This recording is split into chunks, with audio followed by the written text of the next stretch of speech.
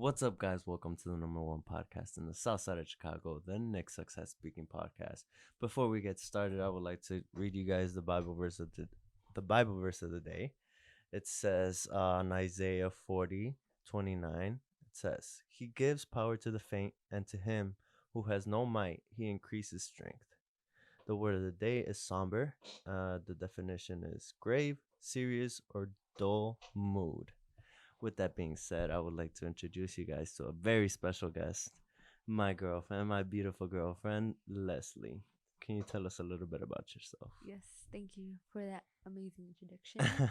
So, my name is Leslie. I'm 22 years old, and I answer this question a lot. Being a recent grad and applying to jobs, it's something I'm always answering all the time. So, Mhm. in a nutshell, I just graduated this past May from university, a private university, and I'm currently an assistant manager for a telecommunications company. What Yeah, school did you graduate fancy. from? I graduated from Concordia University. It's in River Forest. Okay. Yeah, it's nowhere near it's kind of northwest side. If you're familiar with Dominican University, it's right Mhm. across the street. So I went there. It was known to be a Lutheran religious university. Mhm. It was good. So I just graduated 4 years, my bachelor's of Bachelor's in what? science, bachelor's of science and business management with a minor in marketing. Interesting. Yes. And what did you want to do with that? What did you want to career wise? What can you do with that career wise? Originally, I wanted business management because my dream, I saw myself as an executive for a beauty company like NYX or L'Oreal. L'Oreal because L'Oreal manages like all the other smaller beauty companies. Mhm. So that's why I decided to study management because with that degree, I could get an executive position at the company. Mhm. But then my sophomore year, I added marketing. And so I decided when I took courses in marketing, I found it way more interesting than management because management, all the classes was just repetitive. Mhm. How to be a good leader, how to communicate with people. So marketing, I just liked it better. And I have now decided that I think I want to work in marketing with my minor. Mhm. Still want to work in the beauty industry, L'Oreal, handle social media marketing, and then eventually become an executive like the vice president of like marketing for the United States or for like another for another region. That's the ultimate goal. Okay, okay. Can you take us back all the way down to your childhood? How was your childhood? How was it? How was it like growing up? Your parents? How many siblings do you have? All right. So I'm the oldest. I have two other siblings. My brother, he is 20 years old. His name is Edgar, and he has autism, which has been really tough for me and my parents. And then there's my sister, Alessandra, who just turned 7 years old. She's the baby. We have such like 20-year gap. But Yeah. How is that? How is it with the 20-year difference? she's definitely more spoiled and she's babied a lot by my Mhm. parents, which is sometimes she can be a little bit annoying because she thinks that everything's gonna go her way. Mhm. And I'm seen as the bad guy because I'm over here trying to correct her behavior so that she doesn't grow up spoiled. And instead, my parents see it as mean. But Yeah, she's the okay. princess of the house right now, huh? Yes. And how is it? I know you said it was tough. How hard is it living with somebody that has autism? So when I was growing up, it was normal because I feel like when you grow up, since we're kind of close in age, I didn't really think much of it, and I'm sure he didn't think much of it either. Mhm. So it was kind of just For you whatever. guys it's normal, I'm assuming. Yeah, Yeah, like it was whatever. We didn't really think much about it. mhm. He doesn't really, even now at his 20 years of age, he doesn't talk full sentences like we can. Mhm. He only has like a certain vocabulary, and whatever you ask him, he's only going to use the words from his vocabulary. Mhm. So now you can definitely tell that he has autism. But growing up, even when he didn't talk, we didn't really question it. We Yeah. would just say, "Oh, he's a late bloomer," or whatever. But then, as we started reaching when he was like 10 or 11, when we would go trick or treating and like stuff like that, like things that you're supposed to say during the holidays, Mhm. he wouldn't say it at all. And I feel like it just comes naturally to everyone. Mhm. Like when you go trick or treating, you say trick or treat because you see it in the cartoons, you see it in the Mhm. movies. But he didn't know what to say. He would just walk up to people's houses and put his bag there.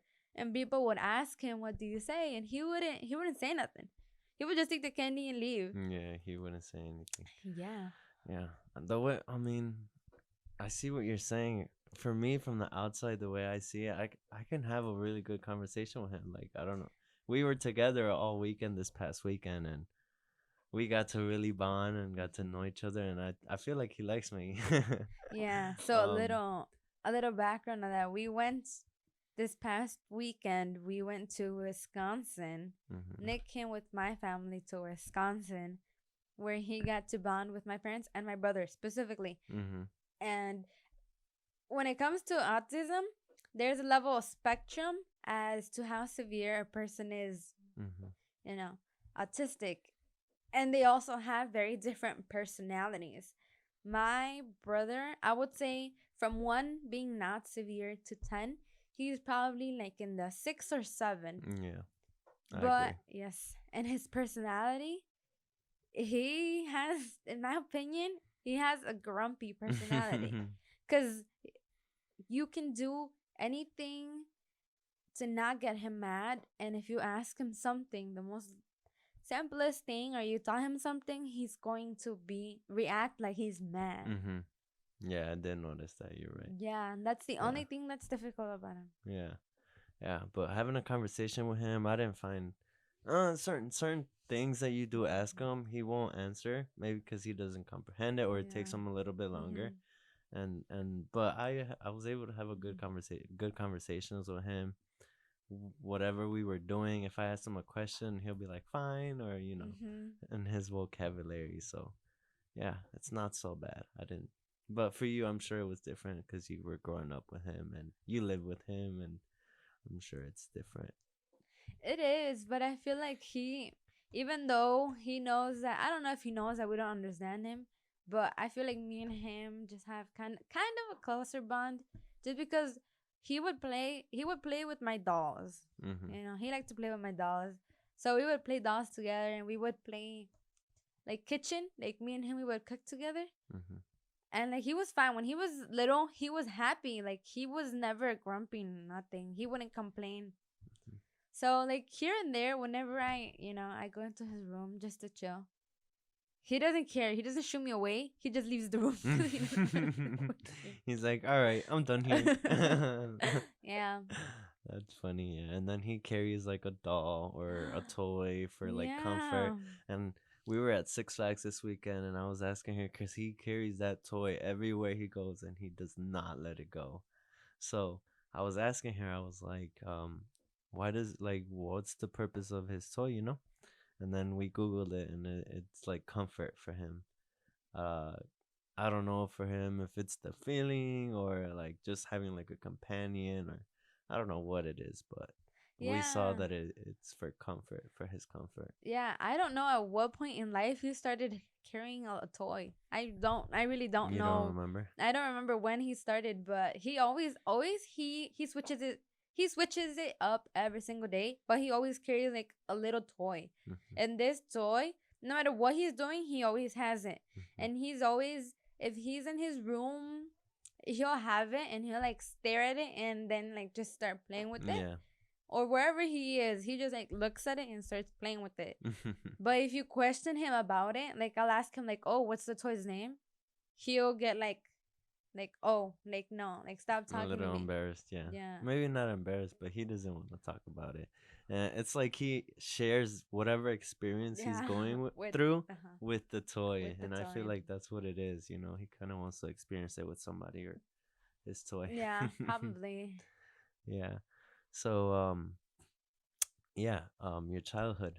Tell me, how it is growing up as a Latino, first Okay. generation Latina. Yeah. So first off, I say this all the time, Tim Nick, but I wasn't planned. You know, Yeah. when my parents came here, well, first my dad is from Oaxaca, so they're both immigrants. You Mm-hmm. know, he came, and then my mom came from El Estado de Mexico. So when they both came here, they didn't really have family here. They only had like my dad, he had his sibling who had just crossed the border, and my mom, she had her cousins, and those were basically the people that were helping them cross over. So when they got here, my dad was he had just turned 16 and my mom was 19.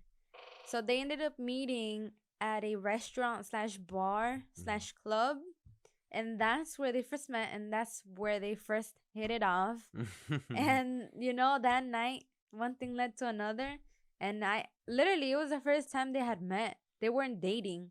It was just like, you know, One night you stand, yeah. yeah, it was Mm-hmm. like when you meet a random person. And I came, you know. I came. I wasn't planned. Hold on, little interruption. I looked at the word, and your brother came up to mind. Somber. Oh Your yeah. brother is always in a somber mood. Yes. He's always in the summer mood. That's funny. I looked at it and I was like, that just clicked. Literally, it did. So But continue with your story. as I was saying, so yeah, so it wasn't planned for either or. I mean, eventually, you know, I'm glad that they both worked it out, and you know, my dad didn't walk away from the situation, which Mm-hmm. he could have, which he has told me and my mom that when he first found out that he did want to just run away and, Mm-hmm. you know, like ghost her, but he didn't. So it was just, oh, I can't imagine how hard it was because they were only here for like, I want to say not even like 2 months. You know, they were looking for jobs, and they didn't Yeah, have a they were place. barely starting. They were, yeah, and they were living with, you know, family, a little bit of their family that was here. Mm-hmm. They were trying to make money to rent out the place for food, for bills. They were barely understanding how the US works, and now like they have to pay and figure out how to raise a baby and go to the doctor appointments and all that. It was so tough.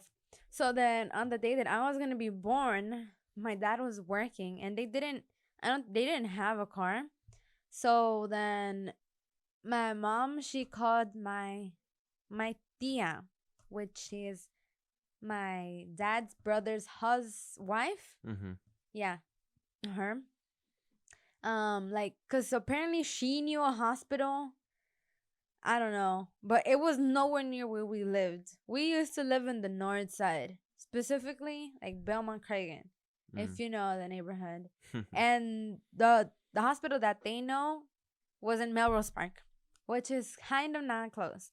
So then my mom calls my aunt, and then my aunt, she takes my mom and everyone basically to the hospital all the way in Melrose Park, where there's way more hospitals close by, but they didn't trust it because they were new there. They didn't know where they could and Didn't, couldn't yeah. go. Mm-hmm. Yeah. So they ended up going over there, and I ended up being born in Melrose Park, which is a suburb, I Yeah. guess. So you're from Melrose Park. Yes. So I was born there, and then they. I remember my mom would always tell me that because they didn't throw her a baby shower. She didn't have any friends. She didn't have a lot of Mm-hmm. family. They didn't throw her a baby shower, and her family wasn't exactly, you know, happy for her. Mm-hmm. So I didn't have any clothes, and they didn't have enough money to buy me clothes. So they said that they had to wrap me in a blanket because they didn't have. So when they took me home, I was wrapped up in a blanket, not clothes, because they didn't have clothes for me.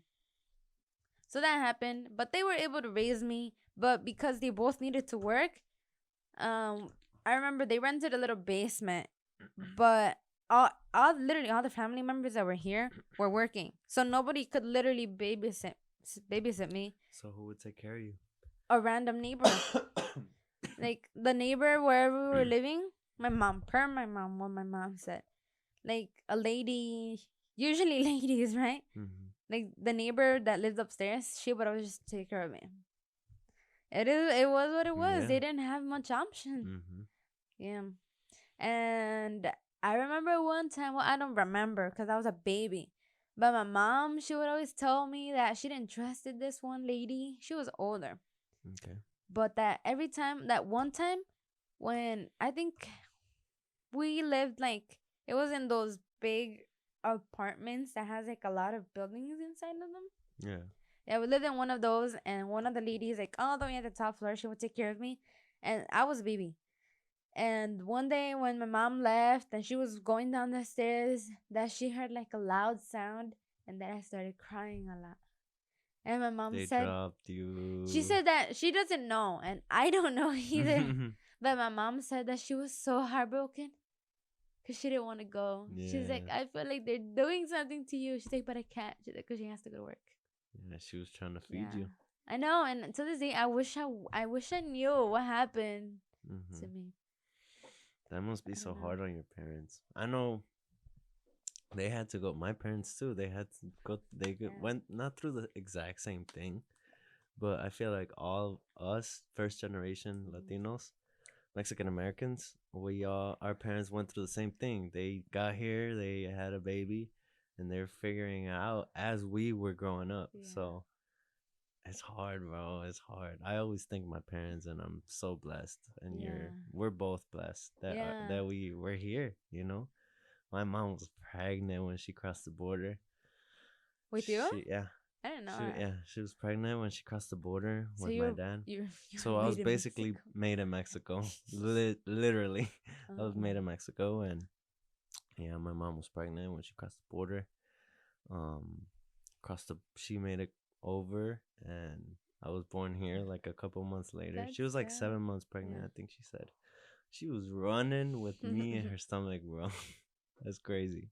So yeah, I always thank my mom for that, Yeah. and I'm so blessed because by a little bit I would have been born in Mexico. Oh my It would have goodness. been such a different life. Yeah.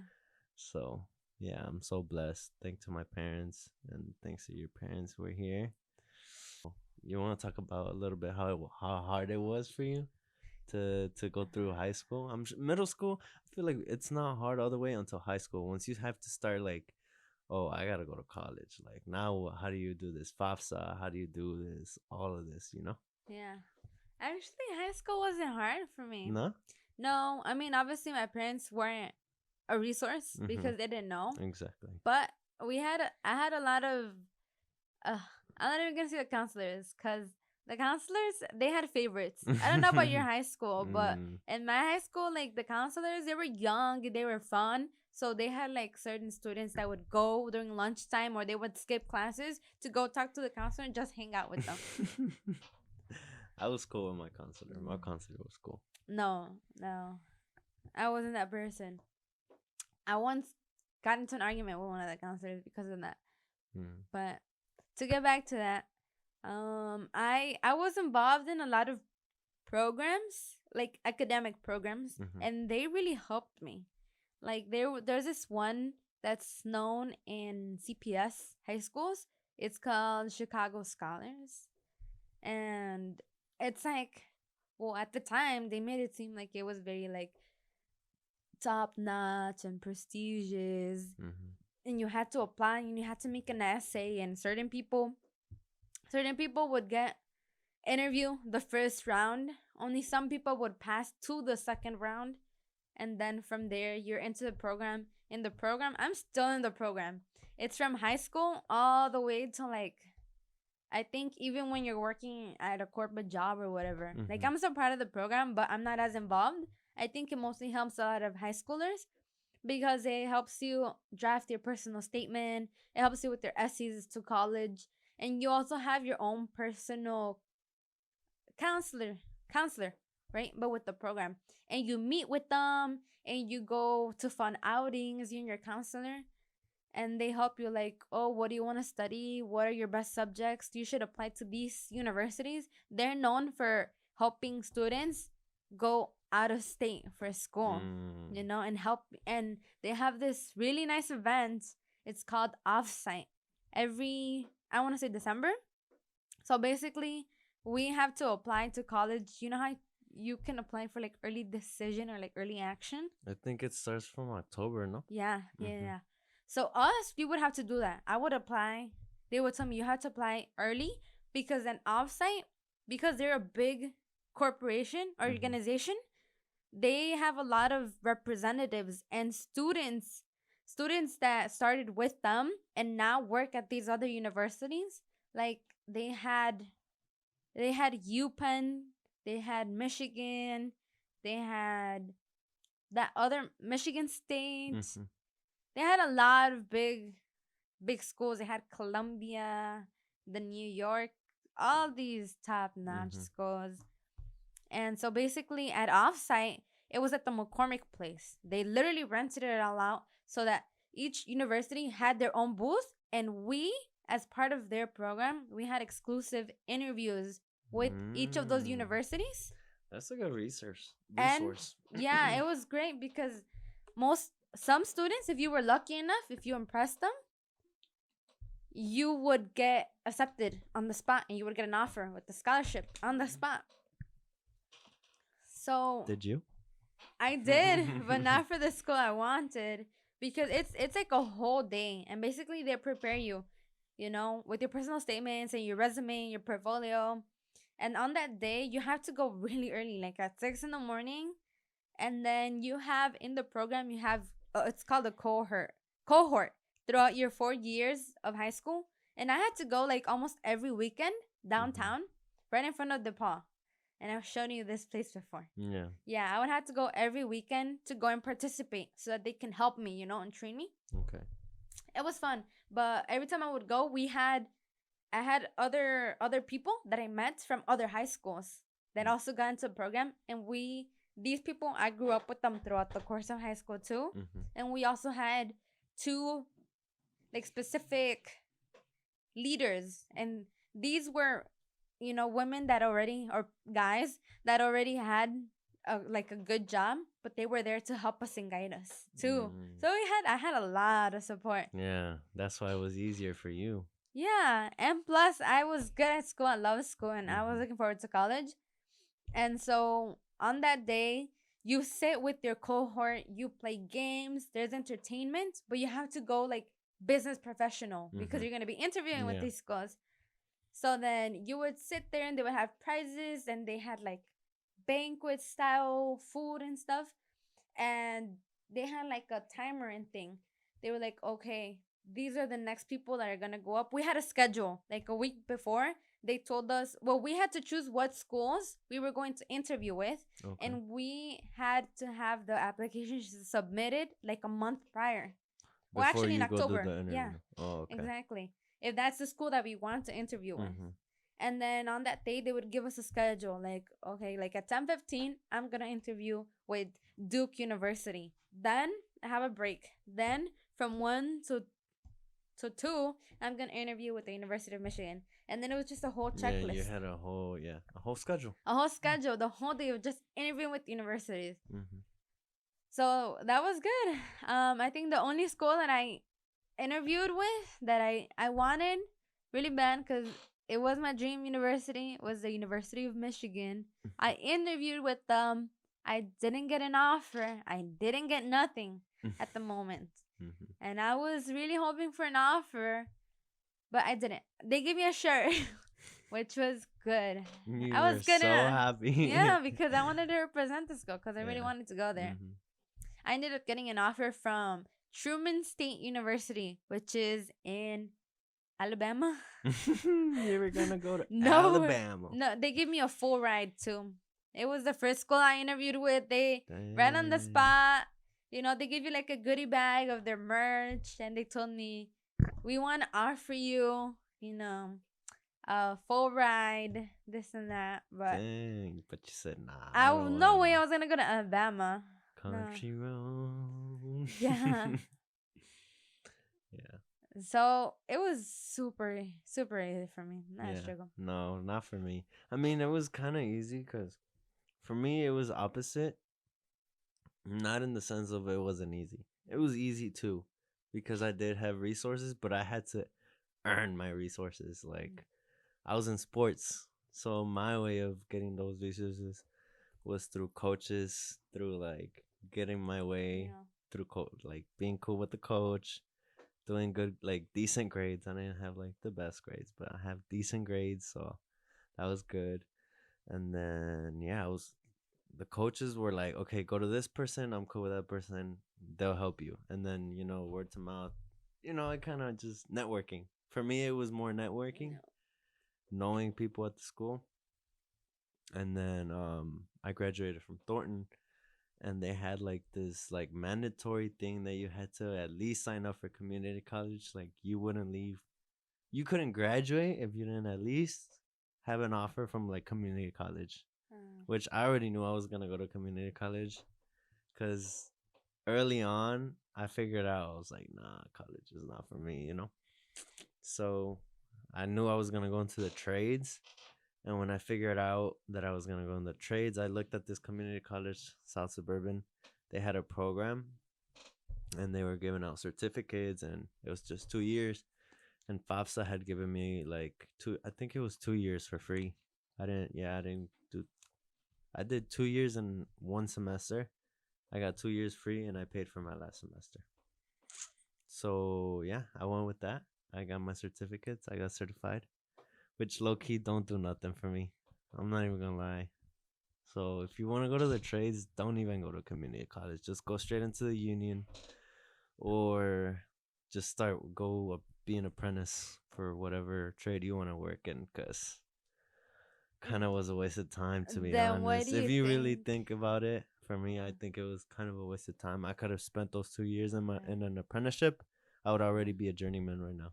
But why do you think it's necessary or required to have a certificate? Because I mean, that's why the I program mean, maybe in exists. the future it'll help me, but right now I'm an Yeah. apprentice, and it kind of does nothing for me. I think it just a It lot of was a lot. certificate. It's just for the like. Okay, like you know the background Yeah, stuff. you know You the know. books. Yeah. Yeah. And then now I had to go in the field and learn it on the field. Also, it was kind of like to not let my parents down that I didn't go to Yeah. college, cuz you're kind of, as a first generation Latino, you have to go to college. You have to do something. Cuz I feel like for them, they're like, I worked this hard. I did all this. I came over here for you guys. For you guys to have a better future. And so all they want is for us to go to college. You know, I hear that all the time. I hear that all the time with first generation students. They're like, Mhm. this is for my parents' sacrifices because Mhm. they wanted a better future for me or whatever. Yeah. But I feel like you can say that because your mom didn't want you to be raised and born over here for a better Mhm. future. Yeah. You get me? Like, Yeah, it's yours is not, a my little bit parents different didn't situation. come for me, Yeah. they came for themselves.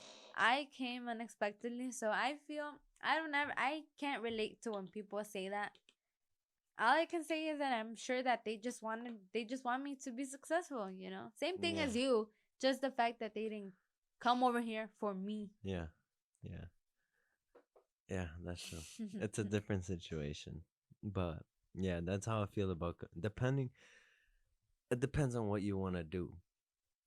If you want to do the trades, community college, unless you want to be like an architect, unless you want to be like a, you know, engineer or something like that, then yes, go that route. But if you just want to go in the trade and make good money, get a pension, 401k, all that good stuff, just go straight into the union, better pay, all of that good stuff. So that's that. But if you want to go into like the being a doctor, obviously, yeah, community Yeah. college is probably Huh. cheaper, and then you go to what, med school for a couple years, and Yeah. then you do your practices and all that stuff.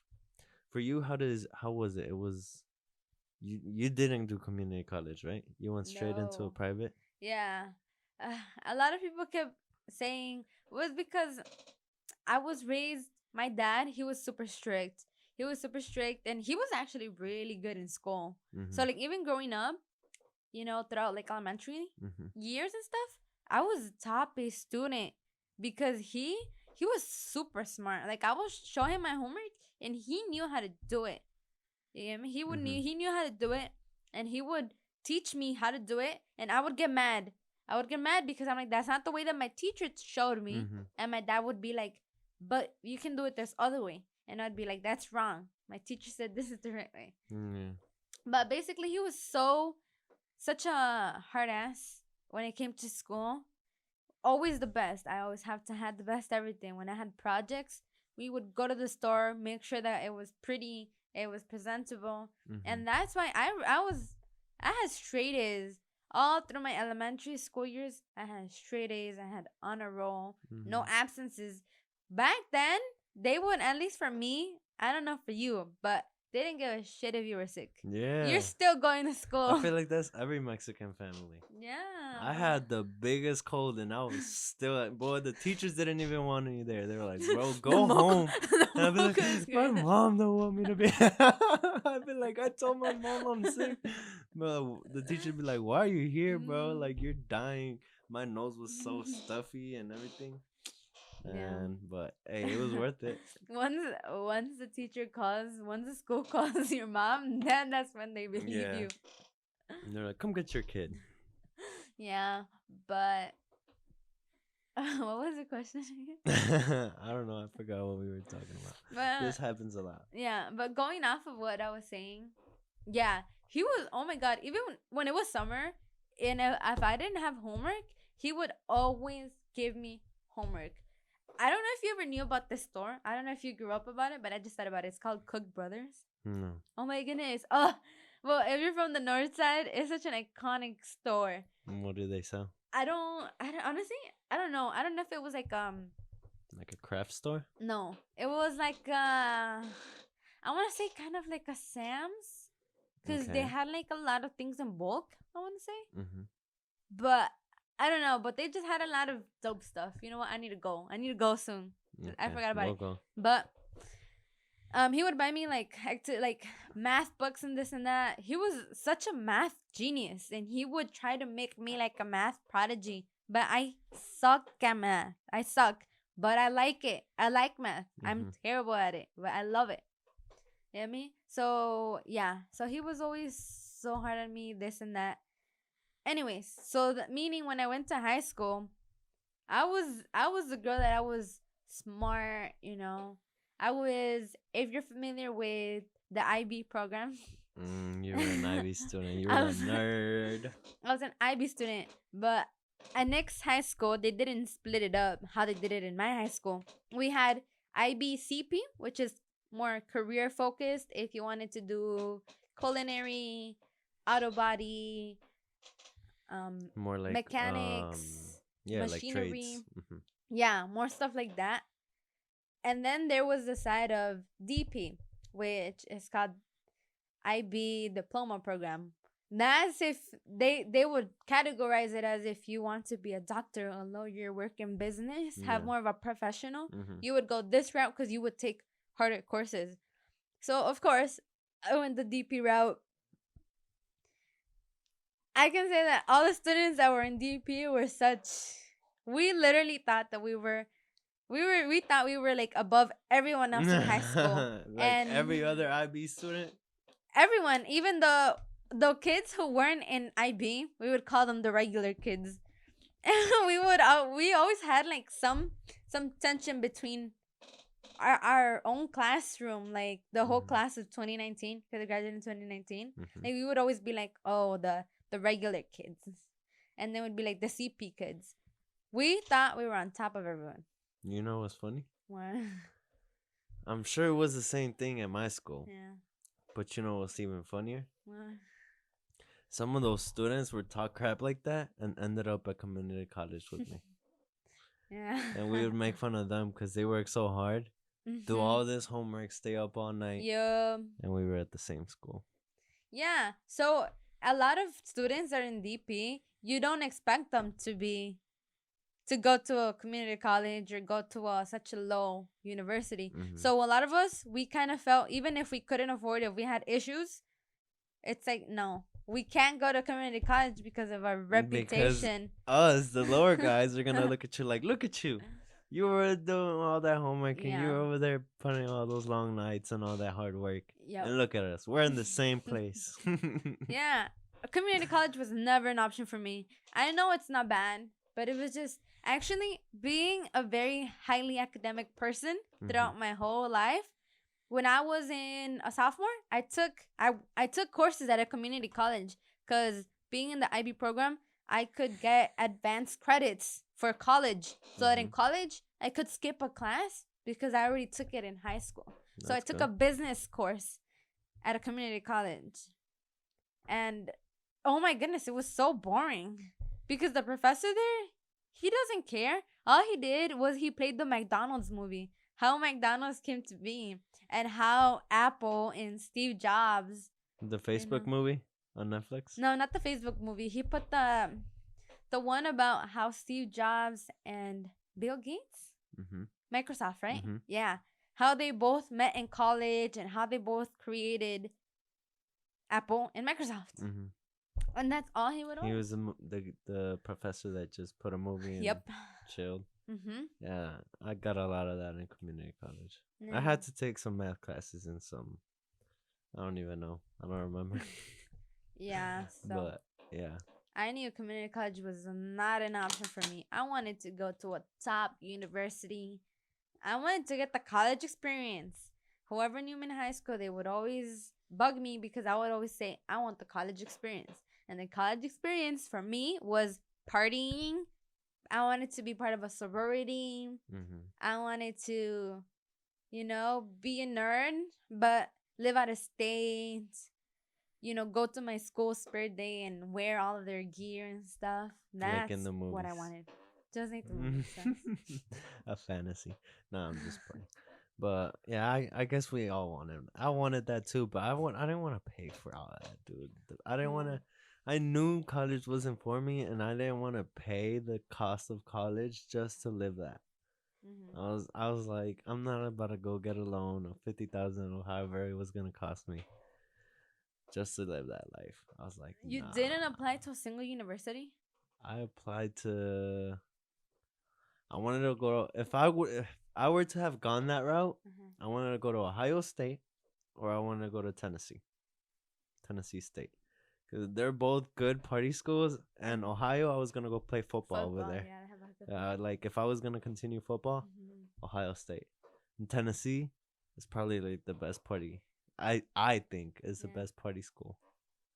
But Yeah. yeah, I didn't go that route because I was gonna have to pay, and I didn't want to pay for all Yeah. that. Well, listen, that's why FAFSA, they help you with the money. But It wasn't gonna cover a lot. yeah. It wasn't. So I didn't want to. I didn't want to be in debt. yeah. I was always into like, and when I was in high school, I was already like trading stocks and stuff. Like, Mm-hmm. I was like, okay, I think it was my freshman or sophomore year sophomore year probably. Freshman, I was still messing around. My sophomore year, I was like, all right, what am I gonna do with my life? I knew there was money in the trades, and I was already like going to Tennessee to learn how to tile Mm-hmm. with my tia. I knew there was money in the business, and I like business, so I was like, okay, am I going to business school? Yeah. Nah, school's not for me. All right, I'm gonna have to go gain the experience so I can start my business in the future. And that was my plan. Go to learn as much as I can in the trades, and in the future, whenever I'm like 40 or whatever, start my own business. So yeah, that's why I was like, all right, I'm just gonna try to make money, learn as much as I can, all that stuff. Stay in the trades. That's what I went with. Boring? No. I'm boring you? No. I'm sleepy. I'm sleepy. But now that I look at it, I think depending on what you want to study, or what, not even study, but what you want to do, you don't need scum. You Depending, don't. yeah. Yeah. Unless you want to be like a doctor Yeah. and like stuff like But that. for then what yeah. you wanted to do, I don't think it was worth Mhm. going to a big university or whatever. Yeah. To, Exactly. Sure, you were gonna party and stuff, but you weren't really going to benefit from what you were supposed to benefit. I would have probably been kicked out of school. Yeah. So talking about college, how was college for you? How was your college experience? You've talked about high school, but how was your college experience? Awful. Bad. I did not want to go to the university. To So then summarize, where'd you go? Where'd you go there? Okay, to summarize in a nutshell, why I ended up there. My top choice, University of Michigan. Ended up getting rejected. Disappointed. Bradley University was my top. Urbana-Champaign, UIUC, Mm-hmm. DePaul, Illinois State, and I had like two other. All of these were out of the country, but like they were pretty well known around here. I think NIU, all these out of state. What ended up happening? NIU is in state. Is it? Oh yeah. It's Okay. Northern Whatever. Illinois. Whatever. So what ended up happening was that when I was filing FAFSA, so my parents they weren't married at the time. My parents they never married until like I graduated high school, I think. So when they filed the taxes, they go to a tax person that helps them fill out the taxes. Mhm. So universities FAFSA was needed my parents' income tax information from the previous year. Mhm. And they had switched up the tax person that helped them the previous year.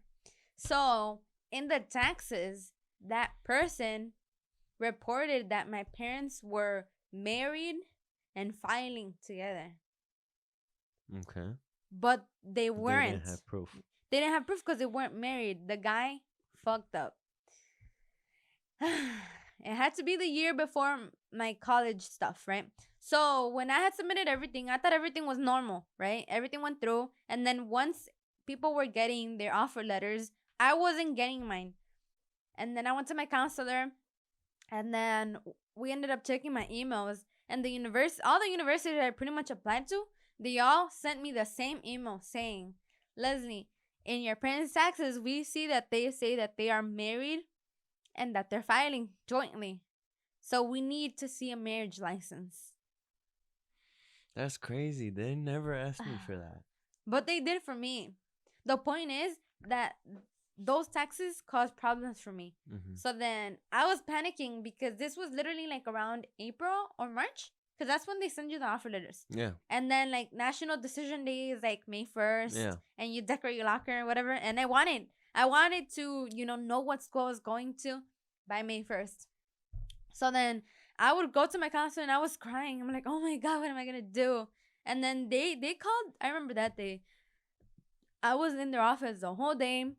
We were talking to. They ended up contacting like the admissions to all these schools, and they kept saying that even though it was a mistake, there was no way for them. Either they had to correct the taxes, right? But that was gonna take months for them to do, Oh my and then God. months for the college application to go through. So the only reason I had applied to Concordia because everything was out of state. I didn't apply to UIC because everybody from my Everybody and school. their mama was gonna Yes, go there. and I did not want to be with the same people, and I thought it was a basic school. Mhm. Even though I think it's pretty cool school now. I didn't apply there. I didn't apply to community college. I didn't apply to Dominican. My safe school was Concordia. But I didn't even like it. I never toured it. I only applied there because at the time my ex-boyfriend applied there. So I was like, whatever. I'll apply Shaking there. my head. Look at you. But I didn't think I was gonna end up going there because I thought I was gonna I was sure. I mean, I got accepted into these other schools. Mhm. My top choice was between Bradley and Illinois State. I was leaning towards Illinois State. Actually, I was leaning towards Bradley. I was just waiting for the offer letter. But Illinois State is in state. You mean like close to you? Like you mean like Okay, I mean far away from me. okay, you want it to be Yeah. hours away Yes, from home. hours. Yeah, Okay, that's like what 2-3 hours from here. 2, Down south? like 2. Yeah, Illinois State. it's in Illinois State. Is in I forgot where it's at. I think it's We south. passed it in Normal, Illinois. It's south. Yeah. That's like 2-3 hours. Mhm. Yeah, you want it to be hours away from Yes. home. Okay, continue. Yeah. So I was just waiting on the offer letters, but because of this issue, I wasn't getting any whatever. So my counselor was like, "That's the option is to just." He said, "Listen, you can go to community college for a year, fix this, reapply to these schools, and go to the one you want. You'll be fine." I said, "Hell no, that's not what I want to do." Mm-hmm. The other option, you guys can start filing correction for this, but you're gonna have to skip a year then. And So no school. yeah, I was like, hell no. And then the only school that didn't give a shit and gave me an offer was Concordia University. And how much they gave you? Full ride? No, they're a private school. They didn't give me a full ride. They paid for majority everything. The first year, I just had to pay 5,000 out of pocket. Mm. Yeah, I ended up taking out a loan for 3,000, Okay. the one with no interest, and then we ended up paying 2K out of pocket. Mm. And then every other year, depending on how I did in school, I would get scholarships, and I would only pay like 1,000 out of pocket. Not bad. Wasn't bad, but I didn't want to go to school, so I ended up going there because I had to. Yeah. But because Did I you was end up getting your Sorry. Did you end up getting your Texas fix or no? no, I mean, I what I decided, my parents didn't, whatever, right? It happened, and the only issue was with my college thing. I decided I was gonna go to Concordia for a year, and then I was gonna transfer, Okay. so it was irrelevant. They Yeah, didn't- because then they were gonna use the year before Yeah. that, which was Mhm. already good. Mhm. And what happened? You ended up graduating from Concordia. I ended up graduating, but every single year I would walk the hallways and I'd be like, oh, like I hate it here. And the reason Mm. why I hated it was because it wasn't at all what I wanted. I wanted a school that was spirited, that they had cute gear, cute mascot, like in the movies. Mhm. You get me? And this school was not at all it. It was Lutheran. Mhm. So Yeah. I had can religious imagine. I had can religious imagine. classes.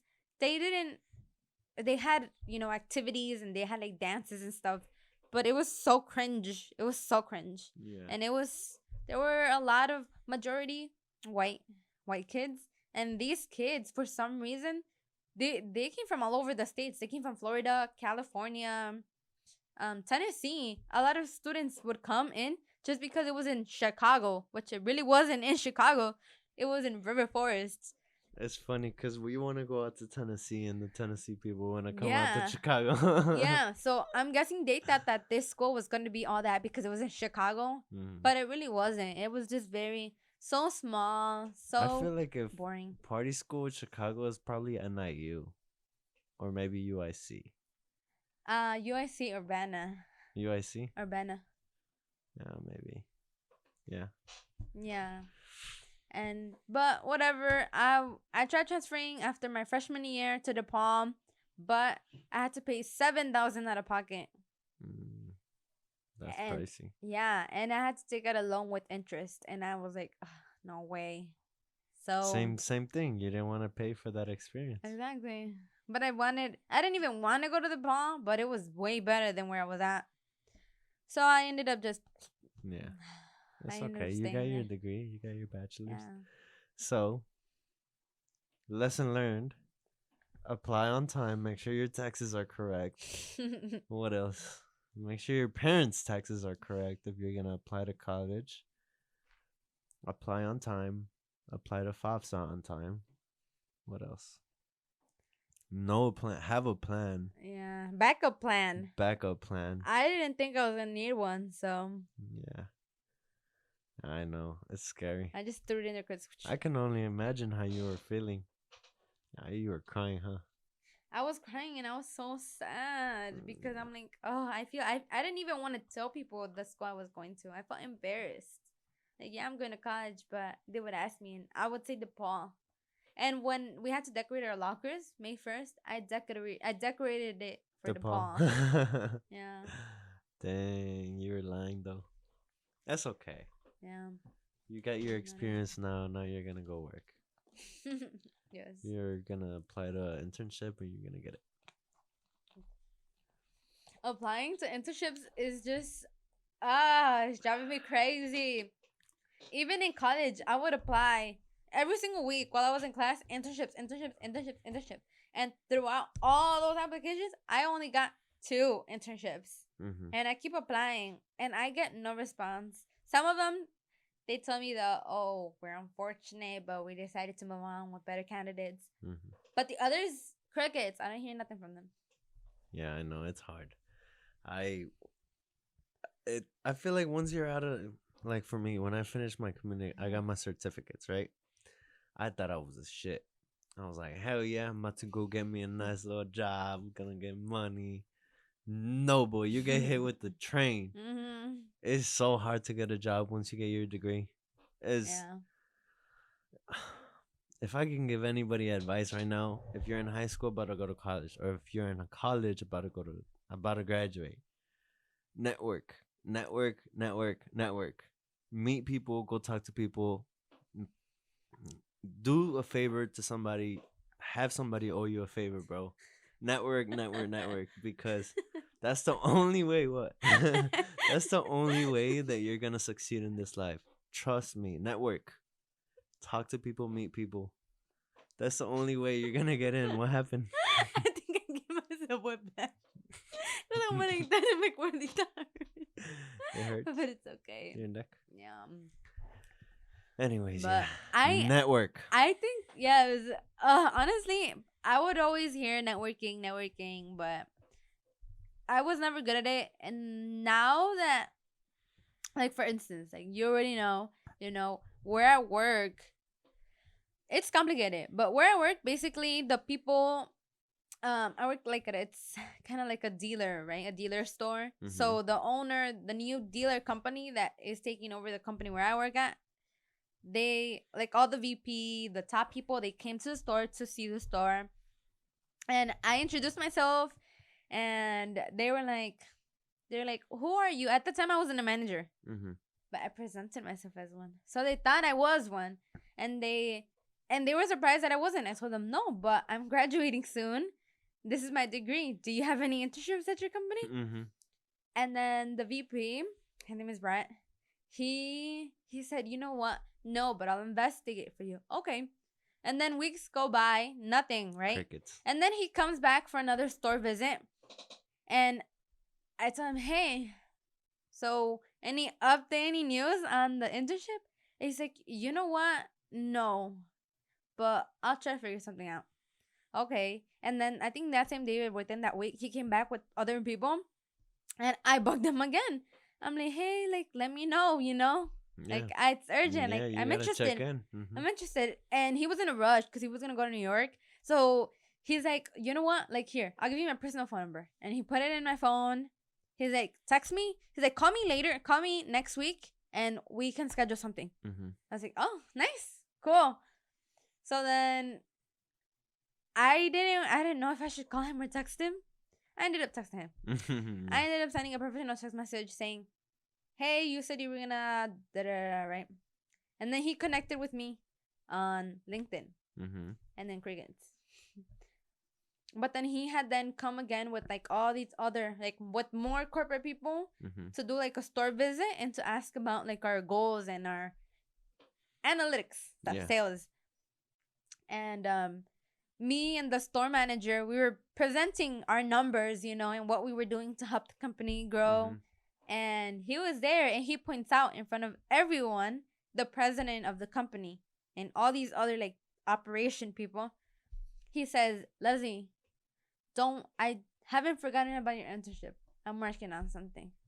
I was like, "Nice." Oh, that's good. Yeah. So I think networking comes a long way. Yeah. Hopefully something comes out of it. Yeah, for sure. Mhm. For sure. Like I said, network. Yeah, that's a big one. If you can, I feel like that's why I'm not gonna say white. Well, yeah, white people. Like, let's just be real, you know? That's why they're all so successful because they know people. I know a friend of a friend that can get you in here and I Mhm. can do this and can do that. That's literally how you're gonna, it's gonna be easier for you. So if you wanna get into a company, get into a job, get into a Yeah. school, maybe if you would network, maybe it would have been easier to get into a Yeah. school or something, you know? Yeah. And I think for Americans, I don't know what it's I mean, not being racist, but like that's how we classify them. Mm-hmm. Um American born, Yeah. right? I feel like because a lot of their parents already Have been they here have and degrees, they yeah. have a corporate job, so when the kids are born, oh my god, they're already born into their Yeah. parents, They they have have a the ton of network of connections. their parents Exactly. and they can build their own network. Mhm. Whereas to us, we have to build our own network. And obviously our kids in the future are gonna And benefit yeah. from that. But we're starting from zero. We have to build our Yeah. own network. So the earlier you start to network and know people, the better. It's gonna be it's nothing hey, if you do something for me, I'll do something for you. Mhm. Right? That's usually how it is. Yeah, that's how it goes. So yeah, that would help a lot with high school, college, work, anything. You said you went to religious college. How I know you said Lutheran, right? Yeah. Um, how's your relationship with God, or do you consider yourself to be religious? What religion do you consider yourself? Kind of talk to me a little bit about that. So I do believe in God. I Mhm. am religious, not super religious. Mhm. I was raised Catholic. I was raised Catholic, but the Mexican way, like where your parents don't even know They about it, don't. but they Mhm. just set the every day we go to church on Sunday, and you were why? I don't know, but we're going. You get Yeah. me? And then we would celebrate. Yeah, it was just I don't know, but Catholicism. That's what we would do. I did my communion. I I talked in church. I read like part of the Bible. I did my communion, my baptism. Yeah, you went the whole 9 miles. But Kind of. yeah. Yeah. But we were I don't know, but I guess because I was raised like that, I was a little confused. I was super confused about Jesus, God, and The Holy Mary. Spirit. Oh, Mary. Mary. No, Mary. Because I knew Mary, well, in Catholics, we see La Virgen as this big, like, she's the one, like, she's Mhm. the goddess. Yeah. So, and growing up, we would celebrate, like, her birthday, December 12th. And everyone I grew up with, all my classmates, all my family members, like, everyone, we all believed in the same thing. So we Mhm. thought it was the right thing. Mhm. I didn't question nothing else. And yeah, so she was, and then the show, La Rosa de Guadalupe. So we're like, oh, she's a big deal. So she was kind of like the one we prayed to. We asked her for, favors and stuff like that. Yeah, La Rosa de Guadalupe kind of pushed that on you guys too. Yes, it did. And it kind of made it seem like she was the one who makes all the miracles and all Mhm. these things. And I knew that Jesus was her son. Mhm. And I thought that's what made her so So big. important. Mhm. Yeah. But I didn't know that Jesus, well, what can you say, evolves, or Jesus is God, Mhm. basically. Yeah, but I was just so intrigued, but I just didn't know. Yeah, you grew up as a Catholic and you didn't question your parents because your parents are always right. That's Yeah. how it is. Yeah, Yeah, that's how and you. I didn't know. I thought that was the right thing, the right way, the right information. So I Yeah. didn't know what else to ask. I didn't know if that was wrong or not. Mhm. But then when I got to college, it was I can say it kind of relates to Christianism because I was forced to take religious courses, and they would talk about the Old Testament, the New Testament, and a lot of the scriptures. It was they would talk about worldwide Christianism, I think. Mm. And so they would really talk about God, Jesus, his disciples, and I was really interested in like the actual story of how everything got to happen. Mhm. So because of that, like the classes were actually pretty interesting. Like I really liked reading the Bible. Like we would have to read the Bible and Mhm. then just talk about it, you know? That's cool. And I really liked it. And so that's where it sparked my interest in learning more. About it. Yes, Mhm. and questioning like, okay, why do Catholics think so much about this? So just in taking those classes, I started exploring more and trying to learn more. Mhm. And that's where I learned well, I always knew about I don't know, it's just so confusing because the Virgin Mary was a big deal, but we all like I knew somehow I knew that God wasn't the same person as Mary. Yeah. Yeah. So I would pray to both of them. And every time I would say a prayer, I would see them as equals, and I would speak to them both as equals, and I would be like, "Dear Virgencita and God," and I Okay. would pray to them together Mhm. because I didn't want to disrespect one or the other. Mhm.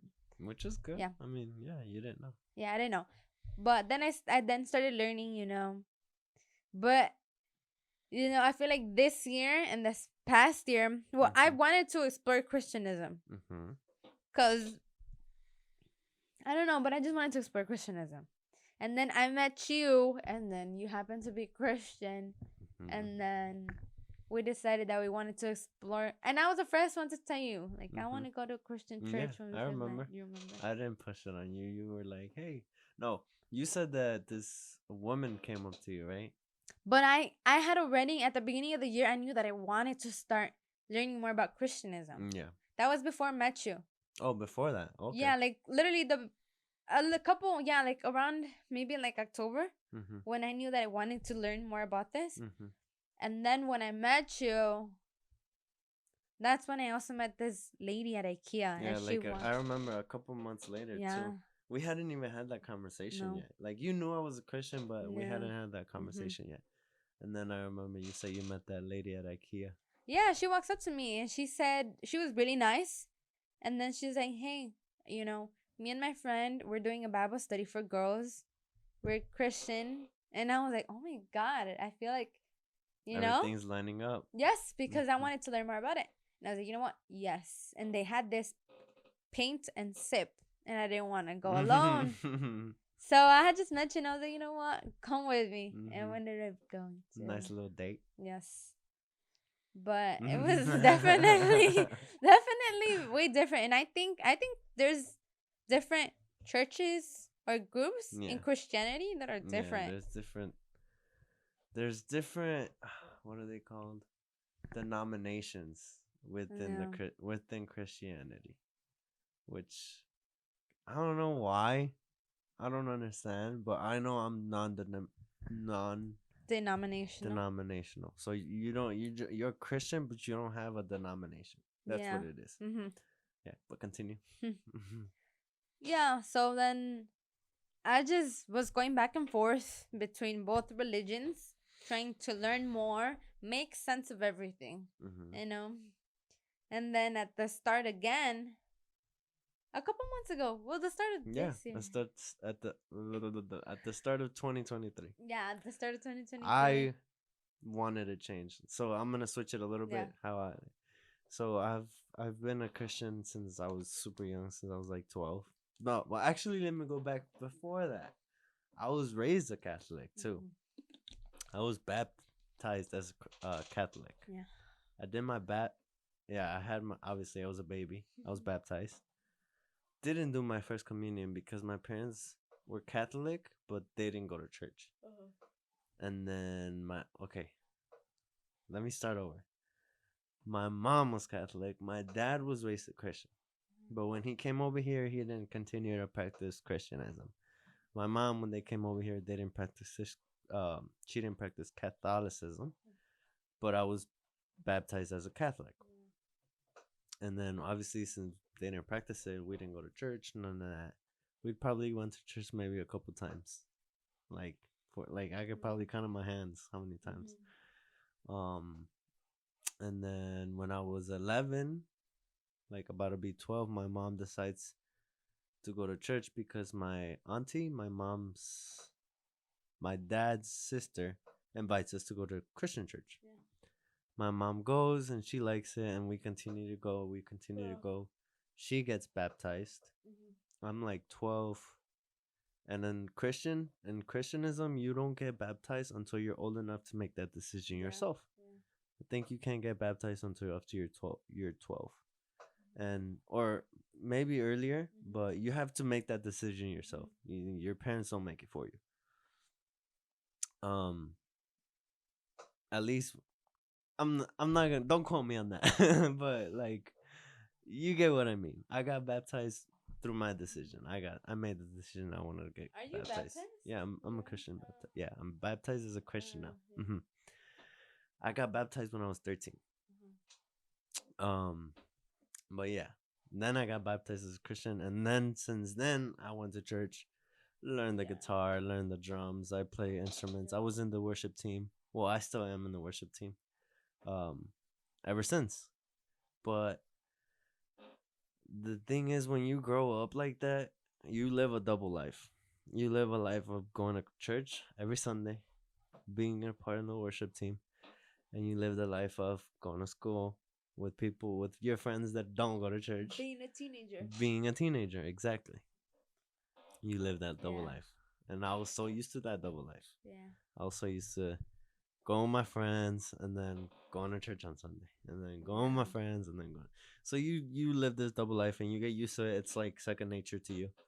Um, and last year I had this like feeling, like I'm started to get. I couldn't do it no more. I started to get feeling sick because Yeah. I've been 21 since I was 2 years ago. Uh-huh. Last year I turned 21. No, I'm 22. Oh my god, I'm about to be 23. 23, I 2 years know. ago, okay. 2 years ago, I turned 21. So I was drinking Friday night, Saturday night, and then I'd go to Sunday and worship. I'd be out there playing the guitar, living that double life. Eventually, bro, you start getting sick. So you get sick of it, bro. You live a double life. You're being fake. Damn. Obviously it just doesn't feel right, right? So then I got sick and tired of it. I was like, all right, I'm done. Am I really gonna do this? So then for 2023, my goal was to get closer to God. To Mm-hmm. really dive deep uh into my religion.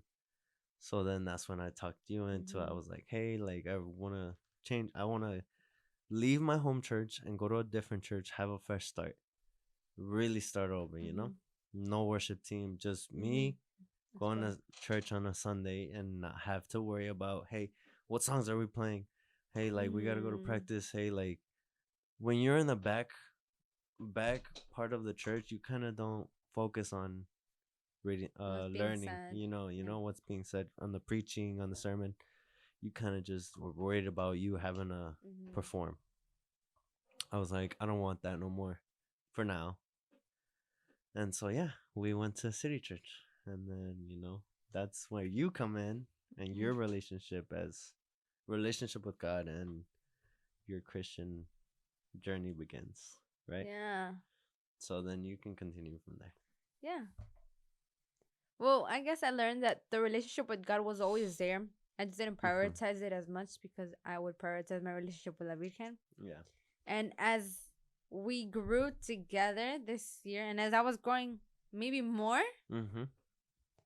it was harder because like we talked with Steve. Mm-hmm. I felt like I was betraying.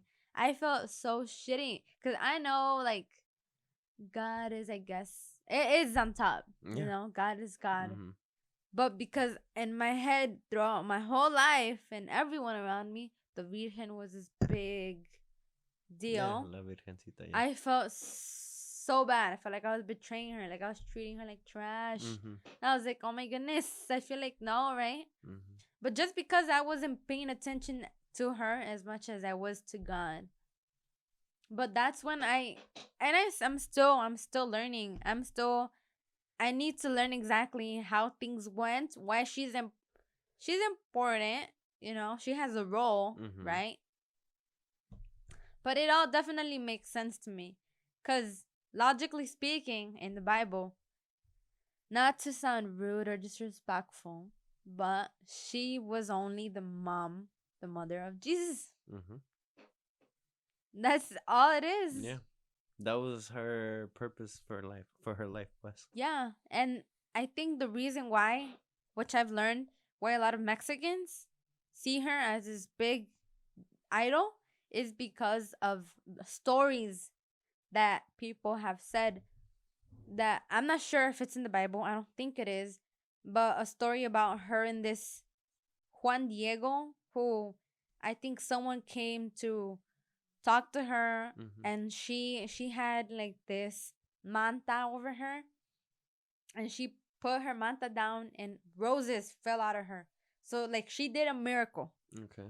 And so that's one of the stories that a lot of Mexicans focus on. But yeah, but the whole thing with La Rosa de Guadalupe is that she does miracles. Yeah. Yeah, So I think her thing it's why about miracles. she gets Idolized. idolized is because she does miracles, which Jesus did too. Jesus, when Yeah. he was on earth, he did miracles too. He doesn't get the credit, like he does, but like not in Catholicism. But I don't. You see, this is just stories that Mexicans people have said. Hmm. I haven't learned or read nothing about her actually doing I mean, a miracles. miracle was that she was pregnant without Oh being yeah, yeah, you know. I think she couldn't get pregnant, but and that's she not did get something. pregnant by God. I don't know. No, I don't think so. I think she was just an ordinary. Oh no, no, yeah, yeah, yeah. Yeah. Her and her Joseph, Hmm. right? Yeah. Yeah, and that was a miracle that she Yes. was she gave birth to Jesus. Yeah. Hmm. But even now, I feel like, oh my god, I love City Church. City Church is just amazing Hmm. because they relate Christianism, God, to normal life topics, you Hmm. know? And that's ultimately what it is about, how to put God in your life, implement Him, and help Hmm. Him grow. And I agree. I feel like living that double life is just, once Hmm. you start to get more into Christianism and being religious, you start to feel more wrong. Yeah, you start feeling shame, Yeah. but also that shame doesn't come from God. It comes from the enemy. Yeah. It's hard. It's It hard to is. be a Christian. It's not as like, oh my God, sunshines and rainbows. You're a Christian. Your life Mm-hmm. is great. No, that's not how it is, bro. But I love it. You know, Yeah, definitely. it's Still a a journey. journey. It's a Yeah. journey. 100%. It's a journey. But yeah, that's good. It was great having you on here. Thank you for coming onto my podcast. I hope you enjoyed it. I hope you guys enjoyed this conversation. Thank you for having me in your podcast. Thank you for allowing me the time to talk to your viewers about my life. I do a lot of pauses because, in public speaking, being a business person, you do a lot of public speaking and you do a lot of talking in front of people, and Hmm. you learn to not say or so. You just stop, think about it, and then continue. Yeah, And so I I pause a gotta lot. work on that, huh? I say a lot of Yeah. ums. I say a whole lot of ums. Yeah. It's better to pause than to say that, Okay, but with practice. I will work on it starting now. Thank you for coming on to my podcast. Thank you for spending time with us and my for with me. Thank you for spending time with me and my viewers and listeners. Um, there it is again. I said it again. It's It's so okay. hard, dude. I Well, don't know. it takes time and years and practice. Yeah, I sucked at public speaking. I suck at doing presentations Yeah. at school. I suck at all that. I don't know. I mean, that's the name of the Yeah. podcast.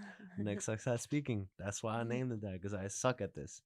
But you'll get better Yeah, yeah, I'll get with better. But practice. yeah, thank you for coming And on. thank you for having me and for having me here. I was so excited. I thought you were just gonna Yes. interview a lot of guys. Thank Um, you guys for listening. Thank you guys for watching. If you're watching on YouTube, please make sure to subscribe, comment, leave a like. Make sure to turn on your notifications so that you guys can stay up to date with my episodes. I will have a great one coming up next. Hope you guys Hold stay on. tuned. Can I say something? Go ahead.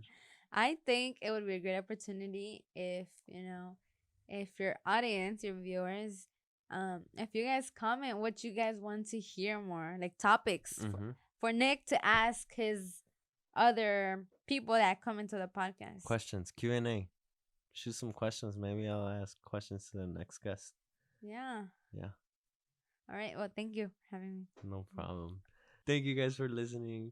Thank you guys for watching. Please make sure to like, comment, subscribe. And with that being said, hope you guys have a great day.